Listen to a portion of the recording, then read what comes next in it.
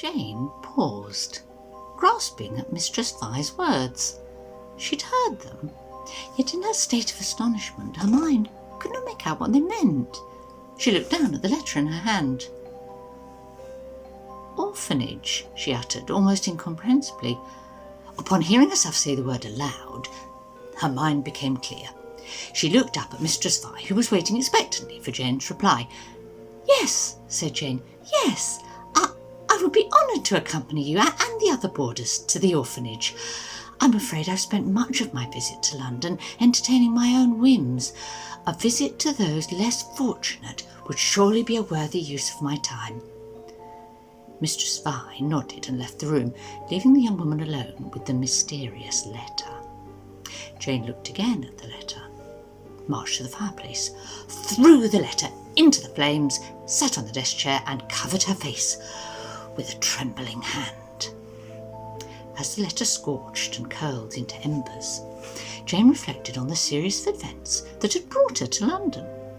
What had once seemed salvation from the tedium emanating from Aunt Rodolpha now appeared to be Jane's damnation.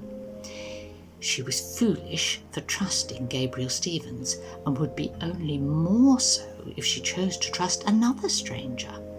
Instead, she must redirect her path towards more virtuous pursuits.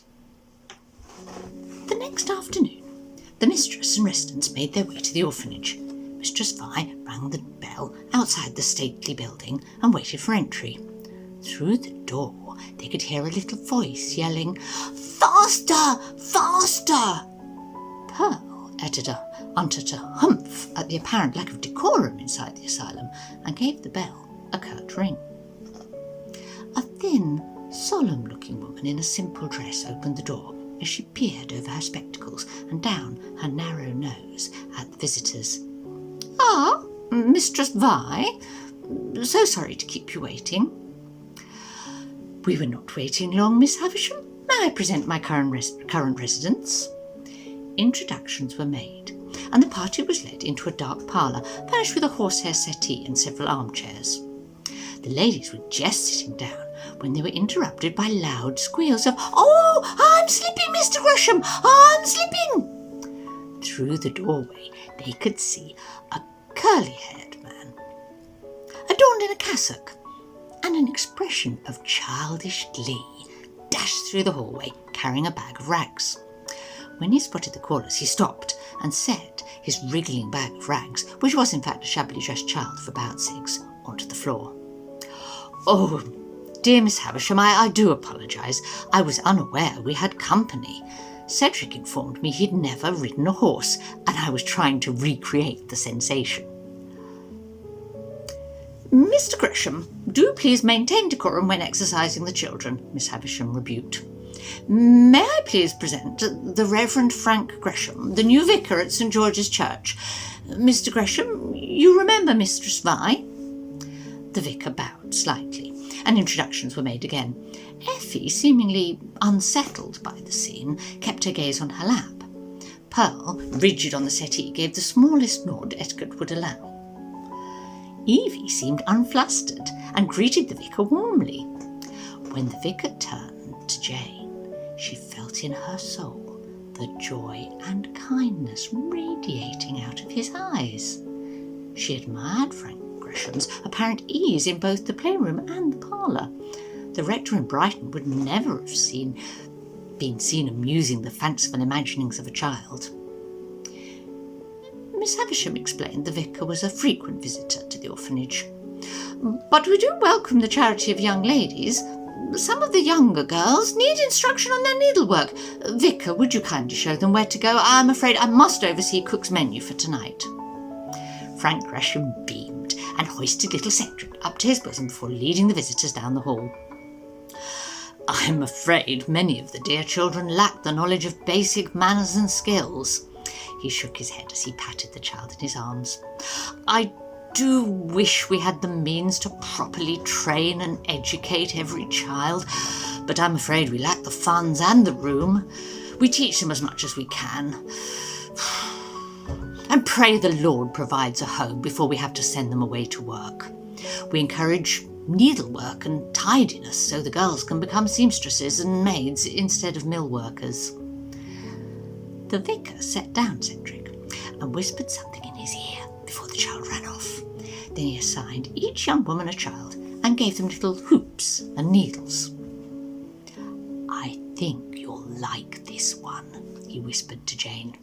He led her to a woefully thin but clean girl, sitting in the corner. The child's dress was meant for a much older child and hung loosely about her skeletal shoulders. "Sarah," Frank Gresham said softly, "I've brought you a friend." A smile transformed little Sarah's face. "Oh, Vicar, I'm ever so glad to see you today.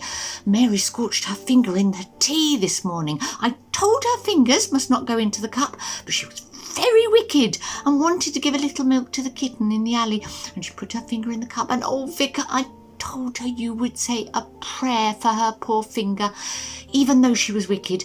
Would you, Vicar, would you?" "Certainly, dear Sarah. I will pray for her during Vespers. For now you must not worry your little mind about Mary. Be a good child and let Miss Moore here assist you with your sampler." Frank Gresham offered a smile to Jane before leaving her with the orphan girl. "There now, Sarah, do you know how to thread a needle?" Sarah lowered her eyes. "I'd be much obliged if you could thread it, miss, but once you do that, I can stitch." Jane threaded the needle and handed it to Sarah. "Oh, no, child, do not hold it in that hand. Give me your right hand." Sarah shyly pulled her hand from the folds of her skirt. The tender limb was bandaged and resembled a pestle more than a hand. It caught in the machines," Sarah explained as Jane's face paled. "But 'tis no trouble. I was always eating with my left hand, and my mum would yell something awful and say not to use that hand. But now that the proper hand doesn't have fingers, I can go back to using the hand I like." A tear fell from Jane's face and splashed on the child's bandage. How selfless of this angelic child to think of little Mary's burned finger when Sarah had surely endured far worse. "Well," Jane said, focusing on the duty that lay before her, "please show me what you can do with your lucky little hand." As Sarah settled down to begin her sampler, Jane looked up and caught the eye of Frank Gresham across the room. He smiled and nodded slightly, as though to acknowledge the tender friendship blossoming between child and woman. Jane smiled back and wondered if a friendship might also blossom between her and the handsome vicar who cared so deeply for his littlest parishioners. Mistress Vi's parlour was filled with feminine chatter that evening as the boarders exchanged news. Effie remained quiet, while Pearl and Evie discussed educating the orphans. Evie recalled what she had enjoyed in school, while Pearl advocated less emphasis on enjoyment and more energies towards a moral education for those who would surely fall to ruin if not properly trained. Jane attempted to engage in the conversation, but found her mind recalling the smiling face of Mr. Gresham and the tender way he'd promised little Sarah a prayer. She decided to retire to her room early to internalise the events of the day.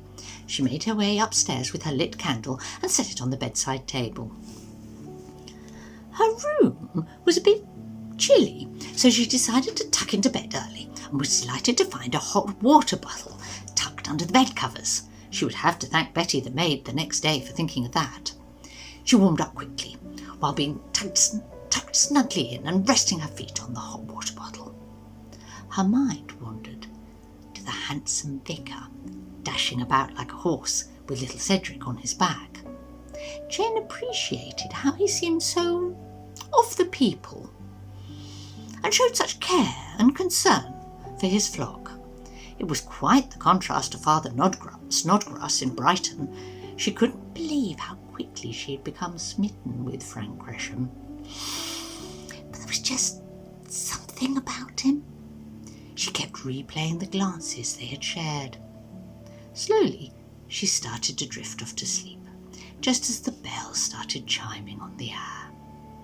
A stream of sleepy thoughts was drifting through her head when suddenly the words "anonymous letter" jogged her memory, and she was jolted awake, thinking about who could have sent the letter. Who? Now her nerves were unsettled, and her body felt confined in the bedclothes. Jane slipped out of bed and paced her small room. She was at a loss for answers, for she had so few acquaintances in London. It was possible that the sender didn't want to cause her harm, but it was also a distinct possibility that they did. If only she had someone she could confide in. Miss Wood, whom she only briefly seemed to have a bit of spark about her. Then again, she could just ignore the letter altogether and go to church tomorrow so she could get a chance to see Frank Gresham again. Now, you must choose. Should Jane go to the Crystal Palace, or should she go to church with the others where Frank Gresham will be?